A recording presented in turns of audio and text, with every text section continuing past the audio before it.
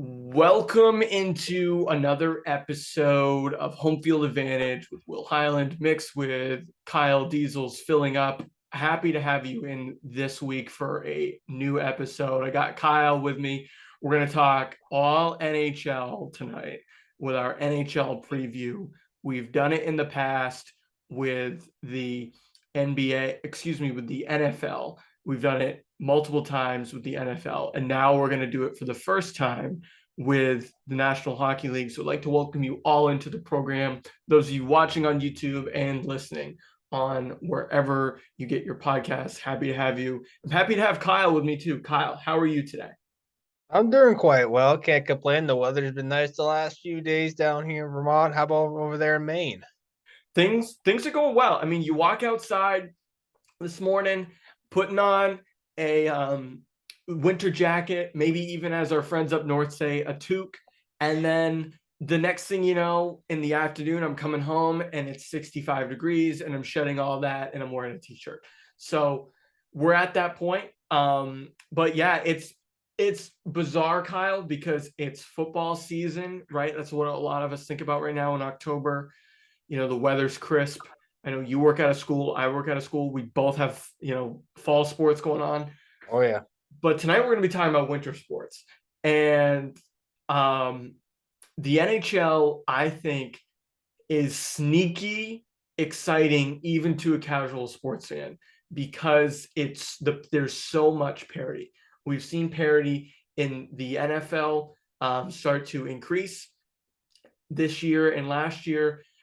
We don't see a lot of parity in the NBA. And then in Major League Baseball, we have started to see a little bit of that emerge with like the Mariners making the playoffs and stuff like that. But one thing that throws a wrench into my whole parity discussion about the NHL is the fact that Tampa Bay has made the Stanley Cup final 3 years in a row.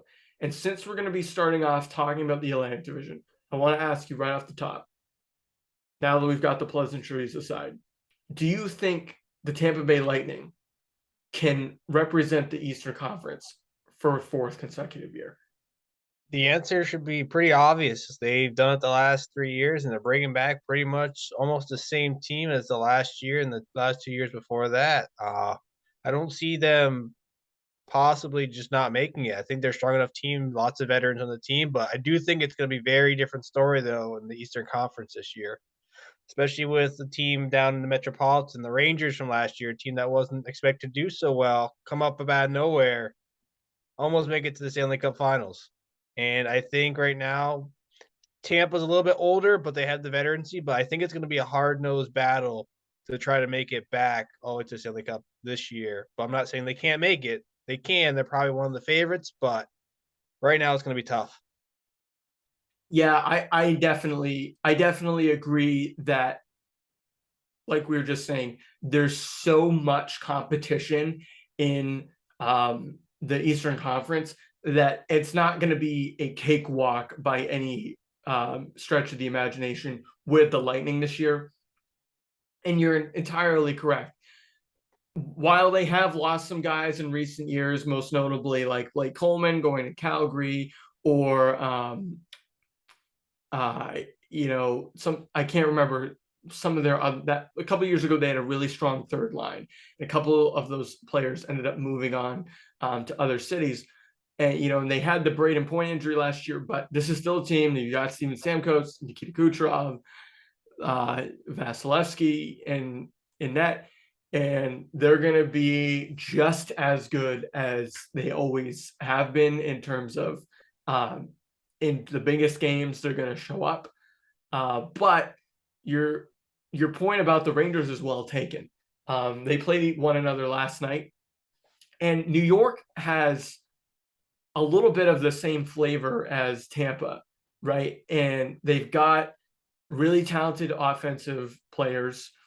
They, like Tampa does with Hedman, they also have a top of the line defenseman in Adam Fox, and they also have an amazing goaltender in Shesterkin.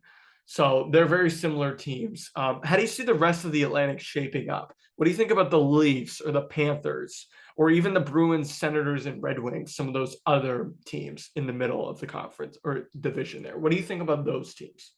For the Atlantic, I really see it being a real toss-up this year. Like, wouldn't be surprised to throw into the towel for wild card for a chance of the Senators or Detroit making their name the last year. I know Senators kind of took an L last year, starting to rebuild, but the acquisitions they required this offseason is huge. And then Detroit made some huge gains last year during the regular season, huge improvement. So anywhere those two teams I see having the biggest turnover in that division, I still see that Florida and Toronto is going to be basically kind of in the same position they were last year. I can see them being steady, especially even through the playoffs. I haven't seen much increase with the Toronto Maple Leafs, especially them going anywhere specifically. They'll make the playoffs, no question about that. But I don't see any huge change from any of the acquisitions or anything they've done in the last few years to say that's a team that's going to make the Stanley Cup final. They're not a wow factor to me. And then the Florida Panthers lost their head coach, I believe, this last offseason. I believe he went over to New Jersey to be one of their coaches. So right now they have a new coaching staff basically kind of down there in Florida. So I'm not sure what to fully expect until we get the season rolling. Then for the Bruins, like just when we talked about the Panthers, they got a brand new head coach there too. And I'm kind of concerned what it looks like because what we talked about earlier, who we thought that their head coach would be, is not what we thought it would be when we had Cam on. So I'm kind of scared if they're going to try to win it all this year, or if this is going to be like we're going to tank. I think it's going to depend on how the season goes. If they're not looking too well by, I think the All-Star break, they're going to make the transition that might be time to make some trades and get some good picks ready because we already see a lot of these younger teams that are making those moves in the next, for example, the Rangers, the next 3 or 4 years when they weren't doing so hot to now. Now they just made the finals, almost made it to the Stanley Cup finals. Things can happen, but I don't see, for example, the Canadians doing too much though. Yeah, the bottom of that division, no disrespect to, Buffalo and Montreal. Those are both proud Yeah. franchises.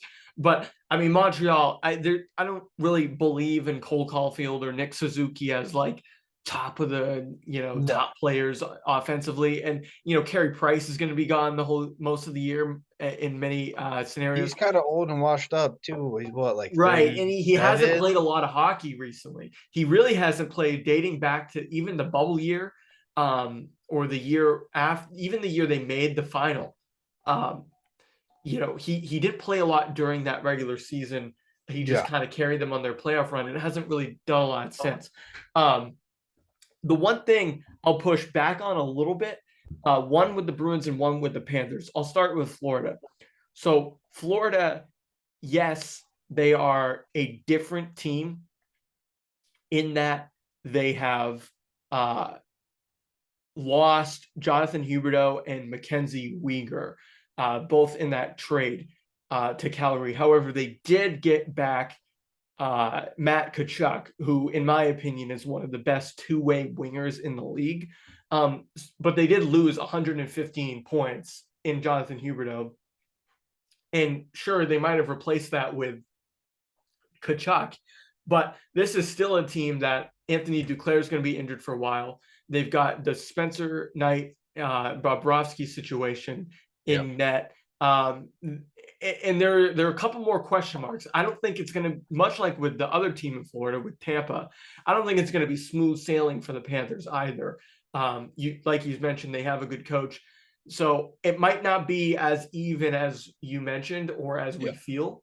And then with the Bruins, let me hold on. Got it. For those of you watching on video, I got to get out one of my props here. All right. So putting my Bruins fan hat on here for a moment. I am bullish on the Bruins as being a contender if they can get around one thing. And this Atlantic division is so much better than it was last year simply because, as you mentioned, Ottawa and Detroit have improved so much. Boston, a lot of people look at as being the same team as last year. I disagree. And if they can get this one thing, which is injuries, behind them and still be above water, I think they could compete for a 1 or 2 spot in that division, because despite what a lot of people believe, having David Krejci as an upgrade over Eric Holla, adding Pavel Zacha, who's a former first-round pick, might need a change of scenery. You know more about him than I do as a Devil fan. And you also add in the fact that it's Jeremy Swayman's 3rd year as an NHLer and Linus Ullmark's 2nd year as a Bruin. They do have pieces. A lot of people talk about this Bruins team as being old, and that's true, but they're mostly just talking about Bergeron and Krejci. They're not the rest of the team is still very young. The best 2 defensemen are both under the age of 30.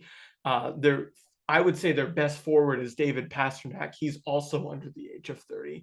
And so they also have Taylor Hall, who again, as a Devil fan, more than anybody, has the opportunity to just freak out, become an alien for a year and win an MVP. It's not going to happen with the Bruins, probably not, but he does have that potential.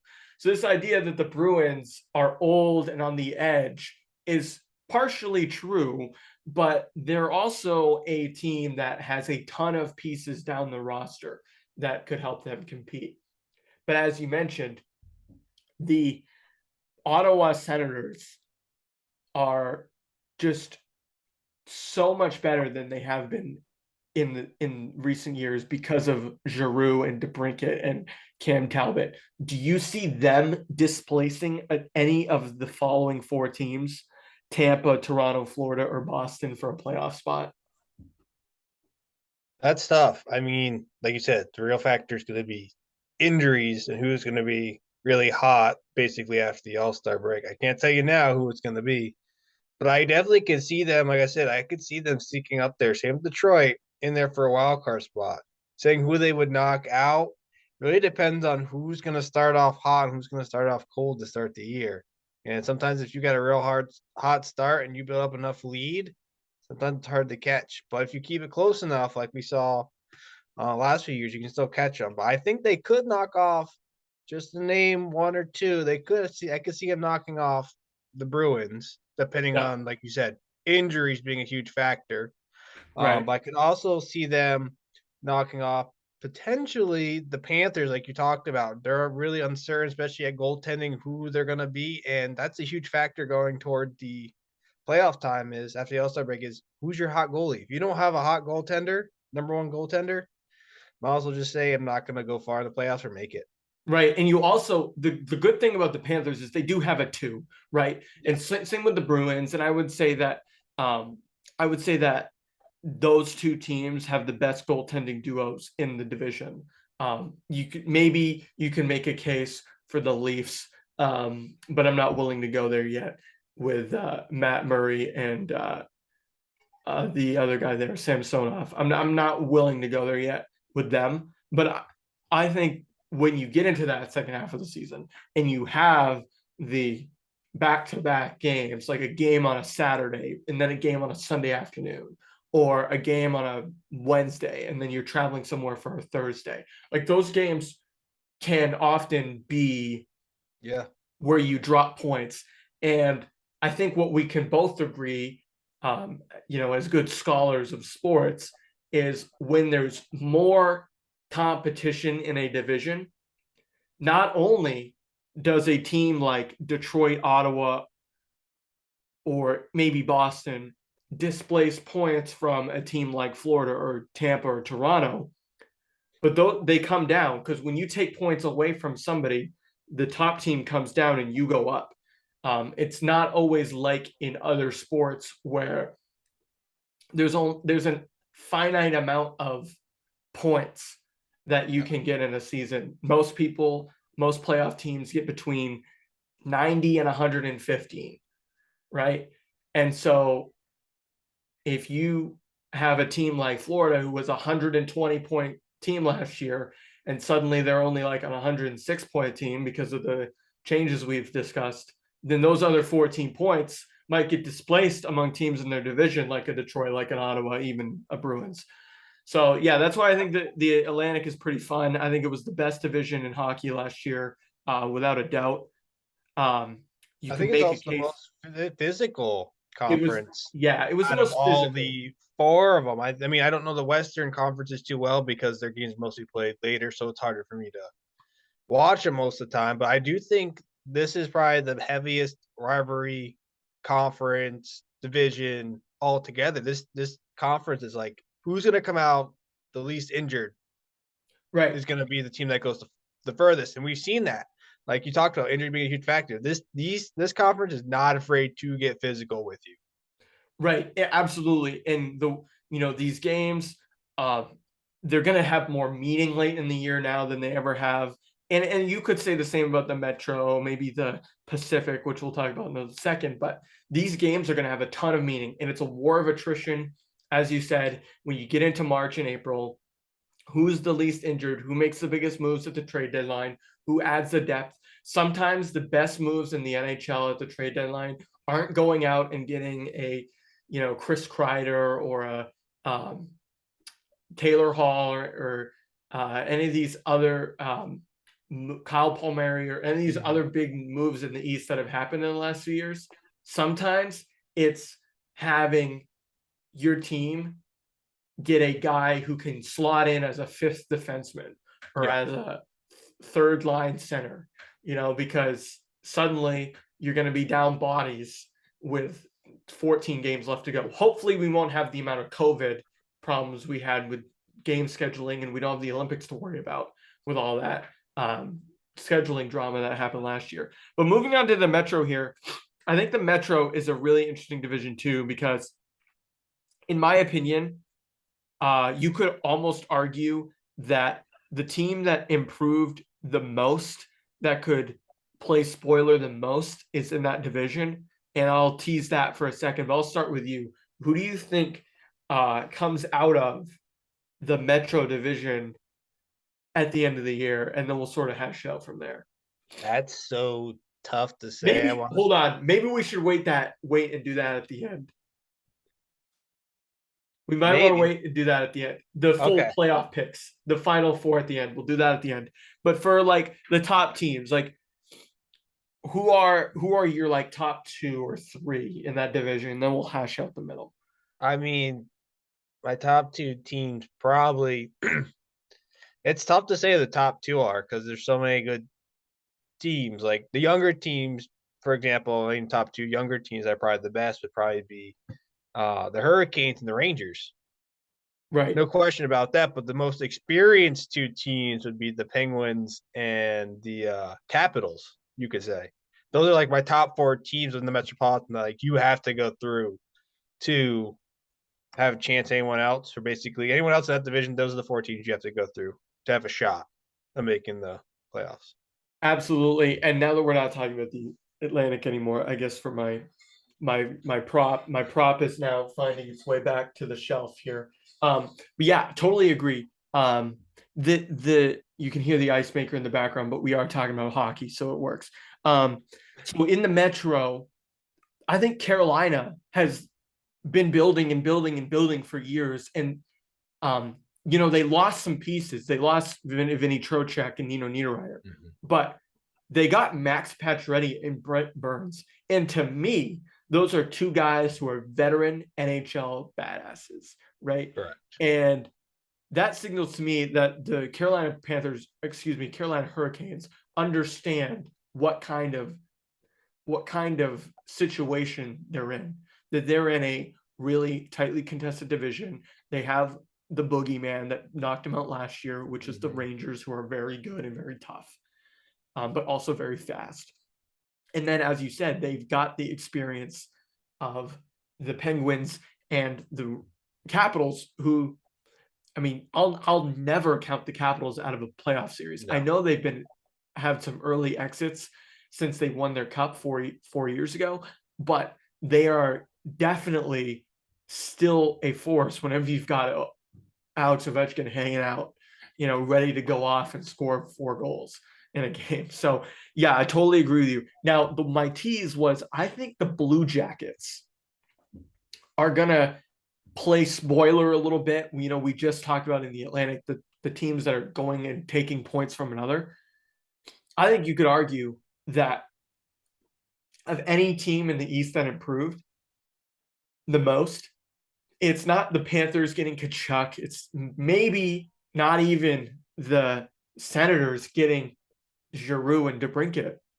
It's Kachuk's buddy from Calgary, Gaudreau, coming down to Columbus and teaming up with Laine, because Pat Laine was already a fantastic goal scorer, and offensive producer, and now he's got Gaudreau playing beside him, and that team believes, that Gaudreau could be the guy to bring them back to the playoffs. It's a little bit of a shift in identity for the Jackets, who used to be like sort of a tough team, now are now going to end up being like a more offensive team. But I think the Blue Jackets could push for a playoff spot. And then your Devils, I think your Devils have also a great opportunity to, take some points away from some of those top teams you were talking about. They're really young, but I like their future. So I don't know. You know more about the Devils than me. Do they have any outside percentage at making the playoffs in that division? It's like I said, it's tough. I mean, they made a huge acquisition for the Capitals goaltender this offseason. But they also, like you said, they drafted a lot of players this offseason, or the last few years. So they've got a lot of first round fresh picks, but half of them, like I said before, aren't even in the NHL yet. So I feel like for them, they're still trying to get there, but I think they're trying to make a push to kind of like make it identified who we are as a team and trying to like show that we can still compete with these teams. And the major issue that they've faced the last few years is injuries. I think last year they led the league in goaltender changes. I think they had at least 6 or 7 goaltenders in that throughout the season, which is a huge concern because if you don't have a healthy goaltender going throughout the season, it's very concerning and can't be consistent. But they also had some fresh legs coming back, like Miles Woods, for example, is coming back. A huge person they didn't have last year because he had surgery. So I think there's a huge upside, but I don't know if they're able to compete with teams who have a lot more experience, like the Capitals or the Penguins. But my question for you is, do you think the time's against the clock for both the Capitals and the Pens, with Crosby and Malkin being Absolutely. up there, but Alski, Backstrom, and Ovechkin for the Caps? Do you think this is all in, we have to win now, or we're gonna start rebuilding? Do you think it's a matter of time? I think I put in my notes that Pittsburgh, I wrote that they still have it in them. And I feel the same way about the Bruins, right? In another team with a ton of experience. They still have it in them. The road is just way tougher.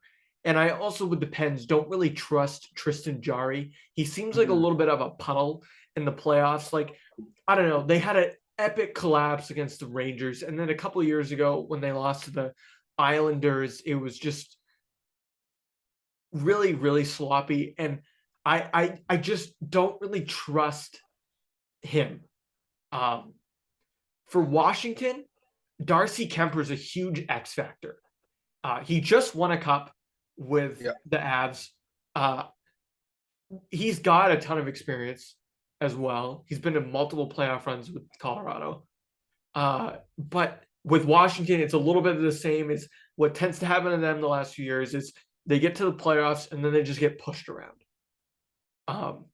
And they pushed the Panthers a little bit last year, but the year before, Boston kind of had their way with them in 5 games. And if you're able to take away the power play unit and beat and make them beat you on 5-on-5, I don't know if the Capitals can do that. They're more of like they're kind of like the Rangers, like we're going to take advantage of you on the power play. But unlike the Rangers in the past, they don't have a great goalie to help them out. So yeah, I don't know. I think the time is ticking, to answer your question. Yes, much like it is with Boston or even with a team like Toronto, right? Because the impending Matthews free agency stuff. But yeah, I think they're still good competitive. I mean, you cannot rule out those two leaders of those teams, whether it's Ovechkin, whether it's Crosby. You can't rule out any of them come playoff time or or even just to help carry their team through regular season. Because even that Penguins team has good young players around it. Like, you know, Jake Gunsel, I think, is one of the most underrated wingers in the league. You know, so I do like them, and you know the depth on defense that Washington has is better. I think John Carlson's one of the best in the league as their top guy. So, and they have better depth. So I wouldn't rule anything out. The one team that I think has absolutely, I will give them right now, I will call it a 0% chance to make the playoffs, is the Philadelphia Flyers. I It's agree just, with that. I mean, they got a new coach, great. They weren't aggressive in free agency. They have a ton of money. They lost Giroux at the trade deadline and in free agency. They didn't make a huge push for Johnny Gaudreau, despite Gaudreau growing up a Flyers fan.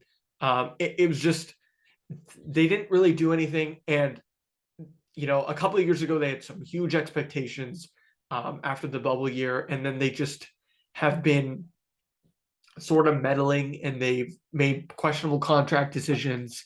So I will confidently say that the Flyers have 0% chance to make the playoffs. And then also, I don't know, what do you think about the Islanders? I like Matt Barzal, I like Oliver Wahlstrom, but the rest of that team is kind of underwhelming. They don't have Barry Trotz as their ultimate trump card anymore. So I'm not high on the Islanders either. No, I'm not high on either team. I think you said the Flyers. I've been questioning since the draft, like, what have they been really doing, even free agency? They haven't gone out for anyone. I'm really concerned about what their future looks like. I'm hoping their new coach they just hired kind of sets the tone and what their culture and everything's going to look like. But I think the next few years for them is going to be kind of rough until they start really figuring out who they are as a team overall. But for the Islanders, I just see them being in that consistent bubble of like, we're either gonna make it, or we're just gonna sink. Like, they're like afloat or they're not. And that's been consistent for the last few years. They're in the playoffs, they're not in the playoffs. They look great at some periods of the season, they look terrible. So I don't see a good consistency with that team. And I think it's almost time to kind of just figure out, are we gonna be time to tank, or is it time to go all in to win this? Because they have a lot of, like I said, they have a lot of old players on that team too, but they have a lot of real good studs on that team that are still young. So they kind of have to figure out, are we going to look for the future, or are we going to look for trying to win and be competitive now? Is my question for them. Right. And it's a weird team because they're only like a couple of years removed from, Yeah. you know, some really good playoff runs, but all those were under Trotz.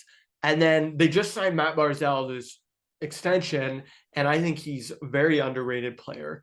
But I'm just confused about what exactly their game plan is.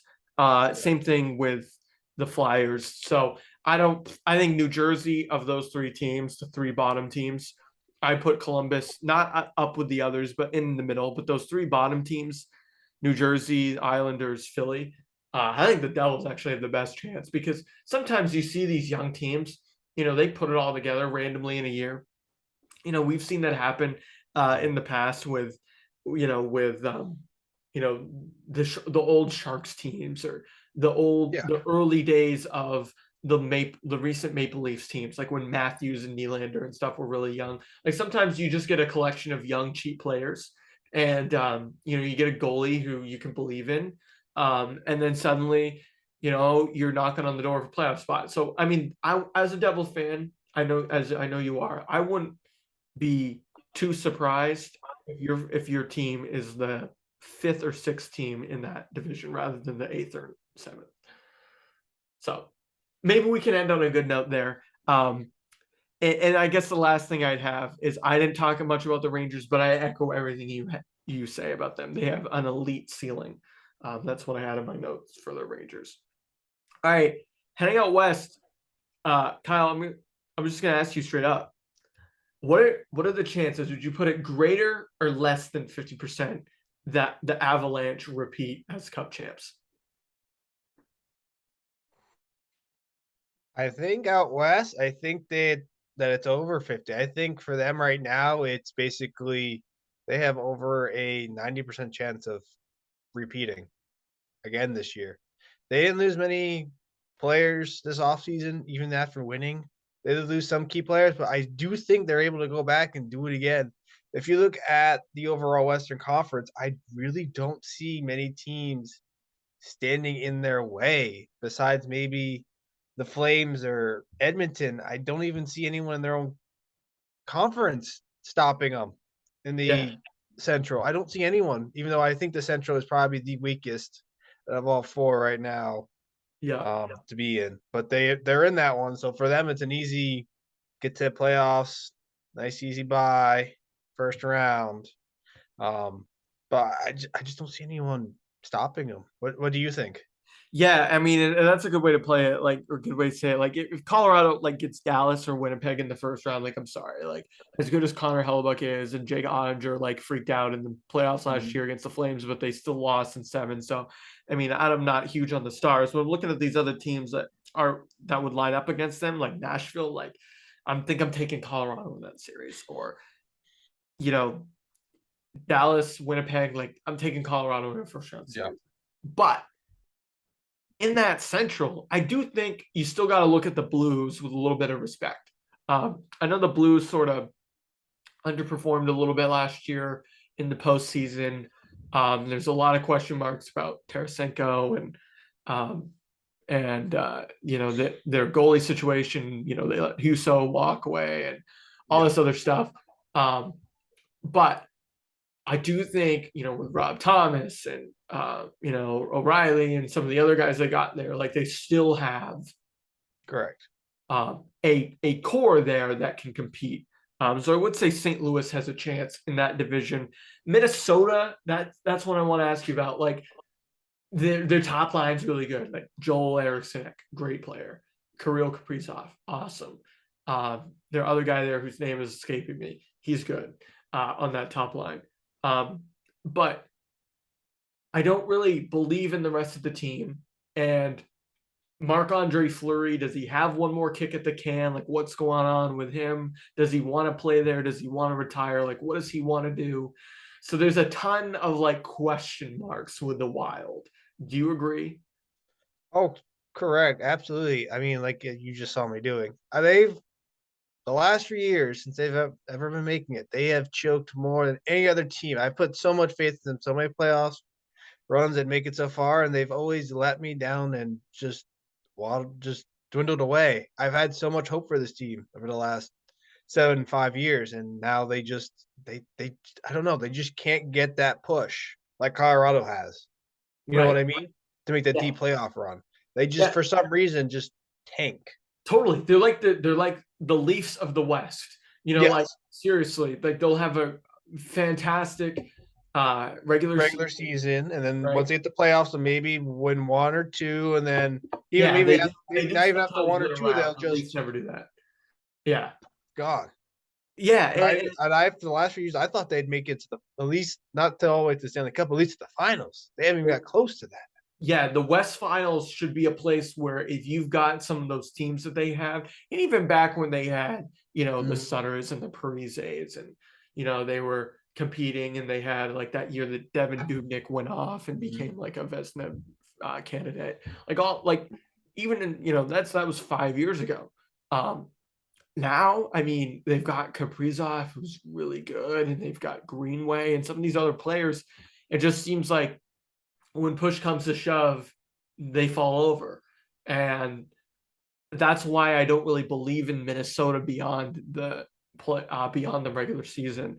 Yeah, Winnipeg, I think, is interesting because they're sort of on a bubble. Like they've got Kyle Connors and Nicholas Ehlers and Blake Wheeler. Connor Hellebuck's probably the third best goalie in the league after correct. Vasilevsky and Shesterkin.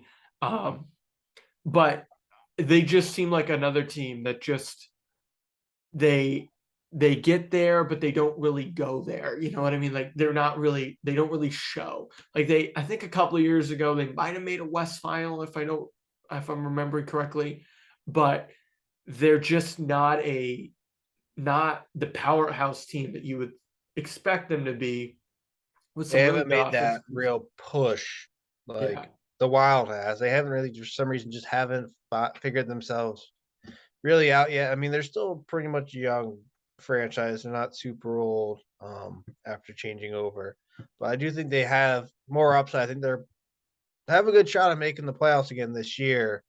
But like you said, I don't think they're going to go too far. They're starting to make great progress, but I just need to see that final push. Like the Wild, they've made all this push, put all these trades and put all this money in, and still seem to come up short. And then eventually, do you wonder when do these excuses kind of end? Yeah. You know what I mean? Yeah, I totally agree. And the other thing that's interesting about this division in the team that's very similar to Winnipeg is Dallas and Nashville. So this division is just so like fluid in the middle. Like Nashville, they've been a playoff team. They're still. I They mean, they're went to the six. Stanley Cup a few years ago, right? Yeah, And they're like 5 years. They're still the only Pens, I 5 years believe. removed Could be wrong. from a cup berth. It hasn't really been that long. They've got some of those guys still around. I really like Saros. I think Roman Yosti's really good. They've got some really good talented players. They were one of the hottest teams at the beginning of the calendar year, like when January 1st began. They went on this amazing run, and you're like, okay, this team's going to the playoffs. And then they were like nowhere to be found. So the Predators are a little bit confusing, and the Stars are the same way. Like the Stars snuck into the playoffs, they pushed Calgary to 7 games. The Jake Ottinger had a great performance. You got Jamie Benn and Tyler Seguin and some of these older guys there, but it just seems like a Winnipeg, like a Dallas, maybe even like Minnesota, they don't have like the X factor that like come playoff time, you're like, oh my God, this team's gonna make a run. Although the Stars have been to the Cup final more recently than the Predators.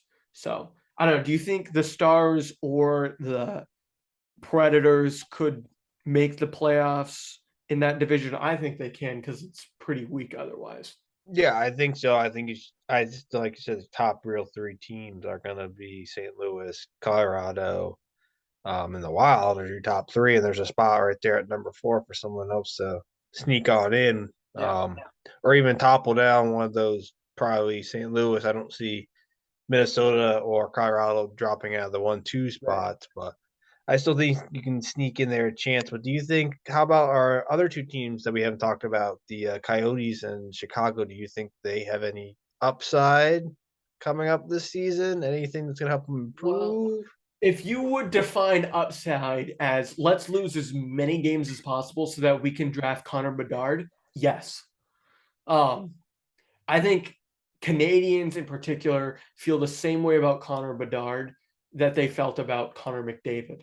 Whether that comes to be true or not, we'll find out.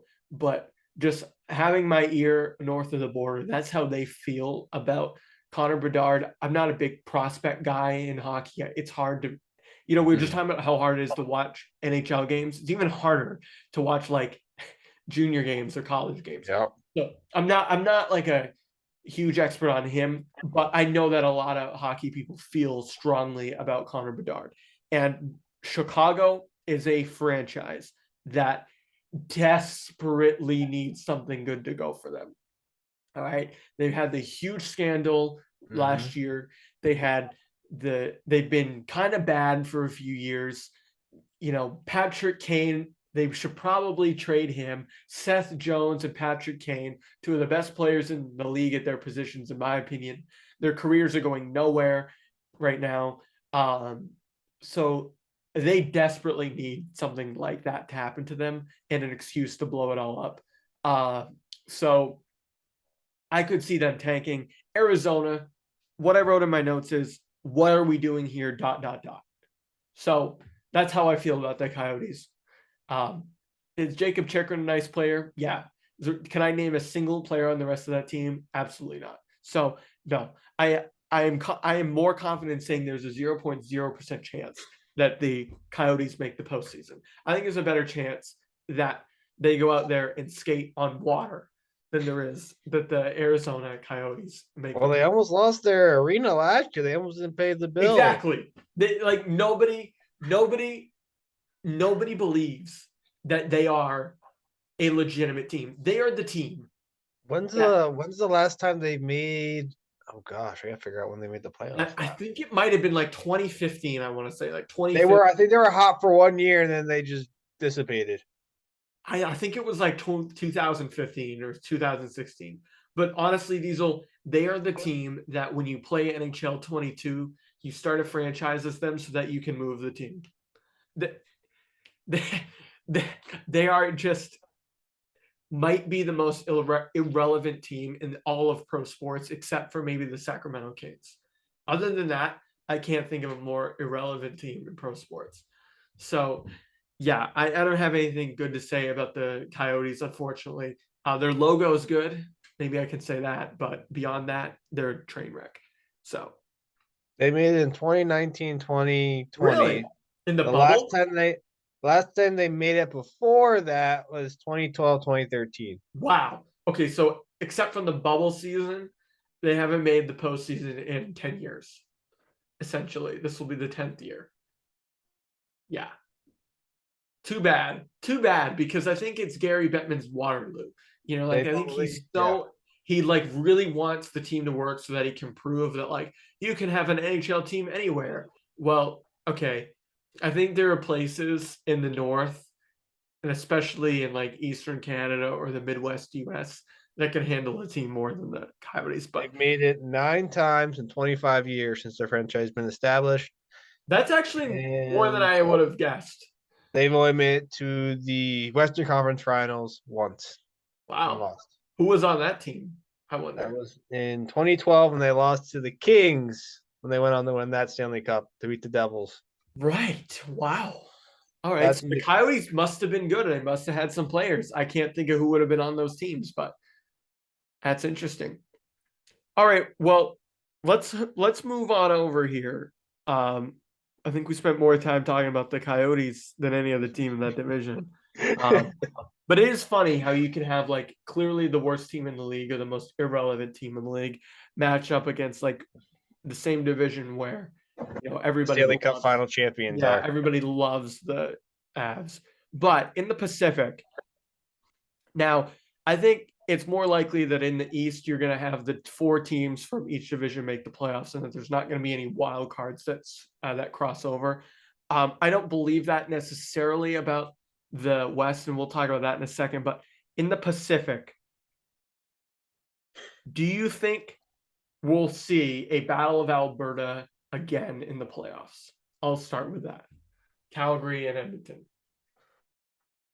I mean, yes. I mean, look at the acquisitions that the Flames got this offseason. They made some of the biggest moves, but they also lost one of their best players as well. So you Two of the got, best players. so they've got, Yeah. if I mean, we're gonna really have to see how the season goes to see if these guys fill that void of what they're missing to really push them to get to the Stanley Cup. Yeah. But I do think they're the top two teams. I mean, you can never count the others with Connor McDavid. That offense is just unstoppable. Right. His line, especially, is just the way they put points up, the way they score is just unimaginable. That's probably my opinion. That's probably the best line, besides maybe Colorado's first line. They might be the best line in all of the NHL. But that doesn't mean you're always going to win. Right. Um, so I do think that those are probably the top two teams, in my opinion, that are going to come out of that Pacific. And I do think there's a couple of teams that could put their names up there that could make it as a wild card. I really do think that Vancouver has a good chance of doing something this year. I do have, looking at what they've done, I do think they have a good shot of making it.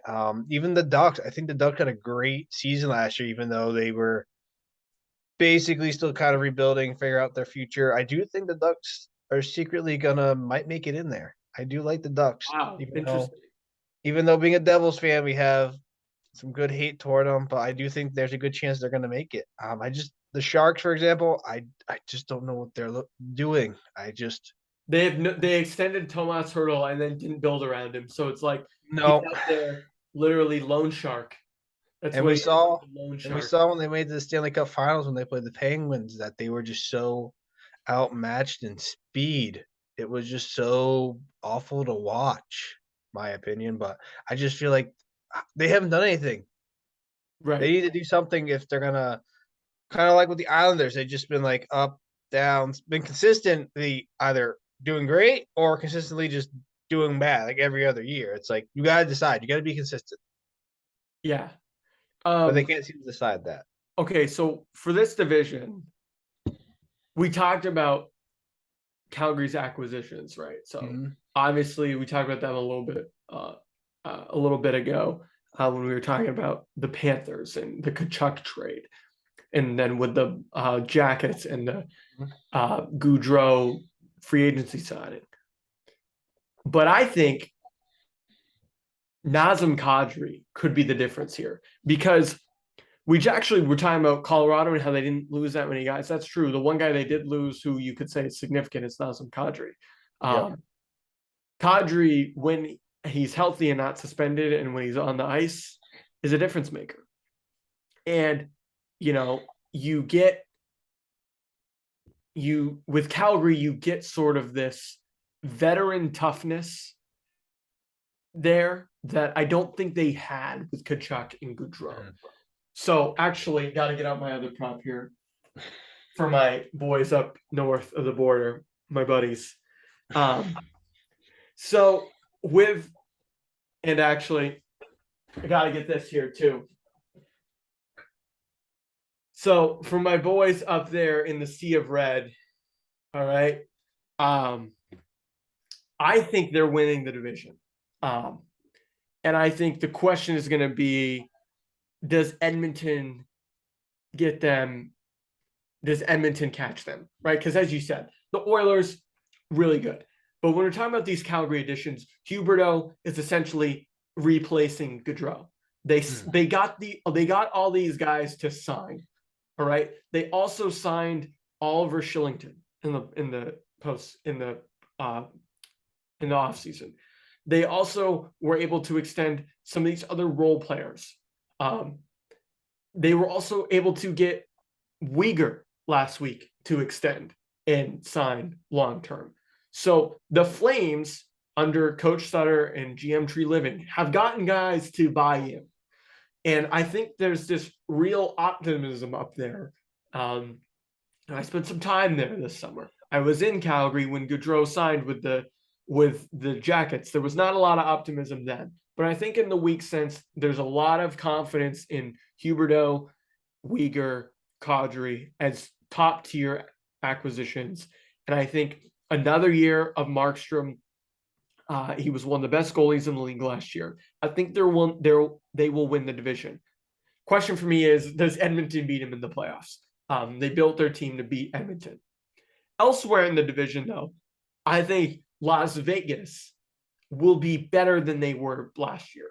They got a new coach who, by the way, knows how to win, Bruce Cassidy. We've talked about that in this program. And we've got a situation out there where you've got a lot of talent in one small area. You got like Mark Stone, Marchessault, Jack Eichel, Pietrangelo. They've got a lot of guys over there that know how to play. And Bruce Cassidy might not be good at managing young guys, right? We saw that with Jake DeBrusk and with other guys in Boston. It just didn't work. But what he is good at is managing veterans. And those guys have a lot of veterans on that team. And he's good at managing egos. Maybe not young egos like Jake DeBrusk, but he's good at leadership. And I think you got some leadership out there that could make the Knights a contender. I also agree with you about the Canucks. I think they have a strong core with Peterson and Connor. What's his name? I forget his name. Connor Garland. Yeah, Connor Garland and JT Miller and some of their other players out there. I like them. I like that they didn't trade off guys last year. They're built for the future. They're going to be good. And Thatcher Demko is probably a top 6-7 goalie in the league. I like the Canucks. And so those are my 4 teams. I disagree with you about the Ducks. I think the Ducks are fully embracing their rebuild, and that's fine because they have really young talent. Like Zegras is really good, right? They're going to draft high again. Who knows? They might even be on Bedard watch. But I don't think the Ducks are going to be there. And then Seattle and the Kings are. I mean, I like Seattle. I think they've got some good pieces. I like Grubauer, but I just don't think they're gonna do anything. Still too early. And then the Kings, I don't really know what to make of them. They were kind of confusing last year. I wasn't sure if they were going to be really good or average, and they were probably closer to average. So, what do you think about the Kings, the Kraken, or the Knights? Before we I wrap up mean, here, I don't see LA's got to figure out what they're doing. I think they're on that rebuilding phase, like you just talked about. The Kraken are kind of like, I don't know, like the Knights did good after they did their draft and they just came in the league, made all the Stanley Cup within like what, 4 or 5 years, they made the Stanley Cup. I think the first or second year. first or second year. So it's like Yeah. they got a lot of expectations on their play. I feel like a little bit of pressure. Um, but I, I, s- I don't think they have a team ready to go yet. I think they're at that like average state. And then the Knights, like you said, right now it's a big question mark. What are they gonna do? They have all these stars, all this talent, veterans. Can they make the push to go far in the playoffs? They prove that they have with a bunch of veterans before. So it's going to come down to Bruce Cassidy deciding what he does with that team because they have the talent. They can go far. Yeah. But the question is, can they put it all together? Yeah. Because you have all the stars you want. Yeah. They don't play well together. Yeah. And they ran out of gas last year. Yeah. Right. And they were just not good enough at the end of the day. And they had a lot of injuries and cap problems. And Eichel didn't even play most of the year and all that stuff. We had his surgery, I believe. Yeah. So they sat him out to keep him safe. Yeah. So I think they're going to be better. I mean, you introduced Bruce Cassidy to that locker room. It's a different dynamic. I followed him really closely, obviously, as a Bruins fan. You know, things didn't end well for him here. I think he was mistreated a little bit toward the end and was sort of scapegoated for really bad drafting decisions and bad roster building. But I think out there, he'll have an opportunity in a division that outside of Calgary or Edmonton, I don't think any other team is a playoff lock. I really don't. Even the Canucks, who I like, I think Kings could push. Maybe you're right. Maybe Anaheim could push, but I mean, the Knights, it's there if they want it, right? And that's why I think that in this conference, you might see some crossover. You might see a team like Nashville or Dallas or Winnipeg steal a playoff spot from one of these Pacific teams in the wild card.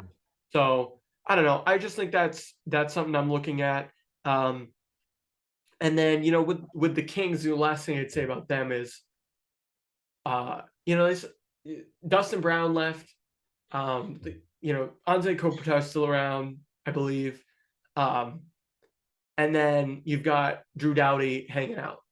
So like we talked about Penguins and the Caps and the Bruins is sort of being these old teams. Like you look at the Kings, and you're a little bit taken aback by, they're kind of old with their core, but they still got some young, good players. And, I think they have an opportunity still, but I think it's the Flames, it's the Oilers, it's the Knights, it's the Canucks. And then who knows, maybe one of those central teams takes over one of the playoff spots in the from the Pacific. But most likely. Yeah, but thinking about the playoffs here as we wrap up, who are your top four? And then who's your league MVP? We'll do that again. Who's the top four coming out of each division into the finals? Ooh, that's the conference finals and then the Stanley Cup. Okay. You want me to go first? I got mine lined up. Let's go with you first, then. You're already. So I'm going to keep my Flames hat on, and I'm going to say the Flames come out of the Pacific. I think they're able to get out of their division. I think they get revenge on the Oilers, and they make their way to the West Finals. All right, so I'm keeping my Flames hat on for a second here. I also think the Avs, as we talked about, just one of the most talented teams in the league, defending champs. I think they make it out of the Central at the end of the day. I think St. Louis pushes them, but ultimately they're just too good. All right, now this is where it's going to get weird. All right. I think the Bruins are coming out of the Atlantic. All right. I'm going out on a whim here.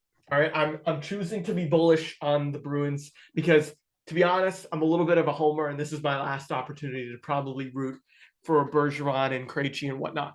And if they stay healthy and they can get through the next 2 months or so without completely falling underwater, they're good enough on paper to compete with any other team in the Atlantic, in my opinion, even Toronto. I think they're tougher than Toronto. I think they have more experience than Florida. And I think when matched up against Tampa Bay, as currently constituted, they can come out of the Atlantic if they stay healthy. And big if, and if Swayman and Allmark take another step up as a goalie duo, and one of them grabs the reins in the playoffs. Those are two big ifs, but I'm going bullish on the Bruins. However, the Rangers are my Metro pick, and I think the Rangers ultimately win the East. I think the Rangers are the better team in that division than Carolina right now at this moment, although I wouldn't be surprised if it's Carolina. And then I think it's the Rangers and the Avalanche in the Stanley Cup final, and I think the Rangers win the cup. Hurts me as a Bruins fan to say that, but I think the Rangers win the cup. I think that they have so? The weather vane is pointing in the right direction. The tea leaves are blowing in their way. So I think the Rangers win the cup. So what about you? Who are your four, and what happens in the Stanley Cup? My four, a little bit different, kind of similar, but more different. I do think at the Atlantic, I think that one of the Florida teams, I don't know which right now. It's really hard to say which one. I either think Tampa or Panthers are going to come out of that division. Metropolitan, I'm with you. I do think the Rangers are the team everyone needs to fear, and I think they're the team that's going to win the Metropolitan. And I don't know if it's going to be by a landslide or not, but I do think it's going to be tough because I definitely know Washington or Pittsburgh could take that spot, even the Canes. Very true. I do think that the Rangers are just built to be there right now. Absolutely. Western Conference, definitely Colorado. There's no question about that. Now the Pacific, I got to go with the Oilers. I just see getting those. I just see them getting the points, taking first, going all the way to the playoffs through it, and then I kind of. It's so hard to say. I definitely have kind of a similar idea you have. I either think it's going to be Colorado, New York, or it's going to be Colorado, Tampa. It depends on if the Rangers have learned from their mistakes from last year to get better to push through Tampa. Right. I'll never count out the Tampa Bay Lightning in the playoffs for the rest of my life after what we've seen the last few years. So totally agree with you there that if there is one team of the Bruins, obviously my homerism aside, the Lightning, well, the Lightning are just, they are who they are. Correct. And they have that DNA, and John Cooper has that DNA in him. And they're just winners. So yeah, it's just the way it is. And I feel the same way about Colorado. They're just winners. I mean, Nate McKinnon and Cale Makar. Cale Makar might be the best. You could make an argument that he might be the second best player in the game after McDavid. And I guess with that leads us into our MVP discussion. I think if you want, it's sort of like taking the Avalanche less than 50%. Same thing with is McDavid going to win the Hart?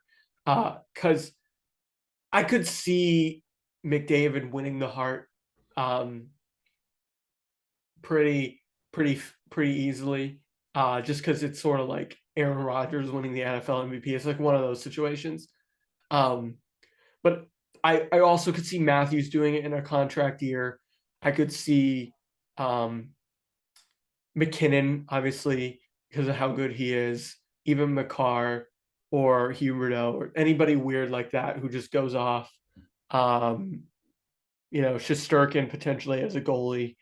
So I know I just threw out a lot of names, but I'm going to continue the homerism. I'm going to throw you a dark horse name here. David Pasternak. David Pasternak's playing on a line with Krejci and Zaka, potentially on a line with Krejci and Hall. He's going to get his points. He's in a contract year. He's won a Rocket Richard already. So he's sort of my dark horse Hart Trophy pick. But I think it's probably going to end up being McDavid or McKinnon or Matthews. I know that's kind of a cop-out, but it's probably going to be one of those three. What about you? Yeah, I agree. I mean, it's really hard to say. We've been talking about who's in the MVP. It's been this almost the same names in the same ballot for the last few years since Connor McDavid and Austin Matthews entered and Nathan entered the league. So it's like those are the guys you gotta decide on. I agree. All those names are valid. I don't see anyone outside of those guys unless some stud comes out of nowhere is able to do what they've done the last couple years Yeah. this year. I think if there's anybody, I mean, I wouldn't put it past. Like, Ovi could still have a great year like that. Correct. Matt Kachuk down in Florida could, be, you know, become a witch and just do magic on everybody. I mean, it couldn't happen. I mean, I'm looking around the league here, like McCarr, McKinnon. Obviously, we've talked about Tampa. You could see a situation where it goes to a goalie like Vasilevsky, but probably I not. don't, I don't see that happening though. Yeah, It's kind of probably like the not. NFL. It's going to be a quarterback, like it's going to be an offensive center Yeah, winger. it's going to be a It's center going to or a be winger. Yeah, I mean, a defenseman. Like, if there's any defenseman that's going to win it, it's going to be McCarr. yeah. Um, but yeah, most likely those guys have. What's different about hockey is that the Hart is technically the most outstanding player, but it's also because the Norris Trophy exists and the Vezina Trophy exists. It becomes sort of like a forward award. Um, and so yeah, that's why like picking somebody like McDavid or McKinnon's kind of a slam dunk. So a question for you before we Sure. finish and wrap Hit up here. me. So as a Bruins fan, Bruce Cassidy left. So my question is, if Bruce Cassidy and the Knights make a deep playoff run and the Bruins don't, how upset as a Bruins fan will you be that you let him go to a new team who took basically same studs, maybe a few more veterans, made a deep playoff run, or even made it to the Stanley Cup final and won in I the mean, I next would be year or I so? would be upset, but it would be more of an "I told you so." Um, like I don't think Jim Montgomery's an awful coach. I mean, Yeah. we've seen the Bruins in their first years under a coach do really well. Um, like Bruce Cassidy's first full year, they were like one of the best points teams in the league, and they made it to the cup in his second full year. And Claude Julien's first year, we saw him bring the team back to the playoffs, and he won a Stanley Cup, I think, in his fourth year. So, I mean, like early in the coach's tenure, we've seen them do well. So I wouldn't rule that out for Monty. Shout out Umaine, Jim Montgomery. But I know who Bruce Cassidy is, and Bruce Cassidy is a coach who does really well in the playoffs at playing matchups. And so if Vegas gets into a series against one of these teams, and I'm watching them go beat a Calgary or go beat a Edmonton in a playoff series, and it's because he knows how to push the right buttons and play defensive style. Like he lines up really well against a Calgary team that wants to sit back and play defense because he does the same thing. So like none of it would surprise me, and so it would be kind of hard to be angry and upset. Like, oh, it would sort of be expected if Bruce Cassidy did that with the Knights. So I wouldn't be like upset and oh my god, like how did this happen? It would be more of a why did this happen? And the reason why this happens is because Don Sweeney and Cam Neely don't want to address the fact that they have had poor roster building and instead want to fire the coach because he disagrees with Jake DeBrusk. Like, who cares? Like Jake DeBrusk was drafted 15th overall and has played like a third rounder. So yeah, I mean, I could rant forever, but yeah, I would be upset, but I wouldn't be like mad because I'd be happy for him because I think he's a great coach that deserves to win a Stanley Cup. It's different. Like when Brady went to the Buccaneers, it's like, okay, he's already won 6 Super Bowls. Like, what more does he have to prove? Like, I think Cassie's got a ton to prove. In that he lost the one chance at a cup that he's had so far.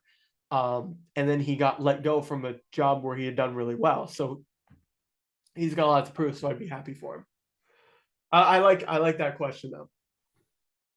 Do you have any other thoughts before we wrap up? Listeners, I hope you've enjoyed it. I apologize that my eye contact is all over the place. But I hope if you watched on our YouTube that you enjoyed the props. This was free. This is the cheapest thing I bought in Canada.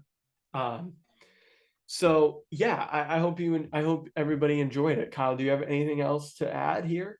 You just excited? I know the season's also already started. So those of you who are listening on Friday, Saturday, Sunday, and you're like, there's already games going on. We know, but we're humans with lives. So not every team has played though yet. Right. Exactly. Not every team has played. And one game in the NHL, 2 games in the NHL mean nothing.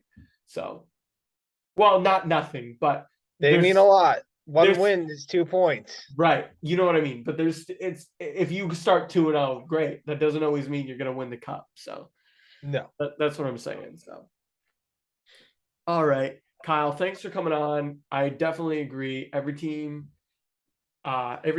starts the same 0-0 at the beginning, and you got 82 games to figure it out. And like I said, there's a finite amount of points, but we also have a finite amount of time. So I appreciate you all for listening. Head on over, hit us up on social media. We'd be happy to have you there. But until next time, I'm Will. He's Kyle. Thanks for tuning in, and we'll catch you sometime soon, hopefully with our third bozo there, Cam Kesa. Thanks for tuning in, guys.